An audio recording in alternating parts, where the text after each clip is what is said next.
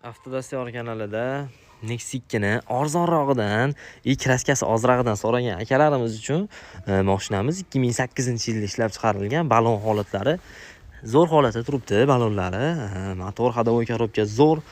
Mana akalar, prostoy bo'ladi mashinamiz, chexollari zo'r holatda, polilari, ko'riklari qilib qo'yilgan ekan, rollari, maytafonlari, lasetti roll, maytafonlar qo'yilgan ekan. Staloy svetda kraskalari bir 10%, 15% hisoblanaveradi. Oldi orqasi zavodskoy pechat holatda turibdi ekan. 2008-yil sostenasi vashi tiniq, chexol polilari bor, 100 talik temir metallarigacha bor.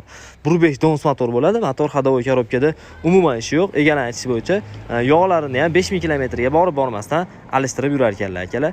Faqat avtodastyar obunachilari uchun ushbu chiroyli holatda turgan 10-15% kraskali Nexia 2 mashinamizni $3300 dan yana ozgina yo'lda qilib beriladi. Nomerni pastda qoldirdim, bemalol aloqaga chiqaverasizlar.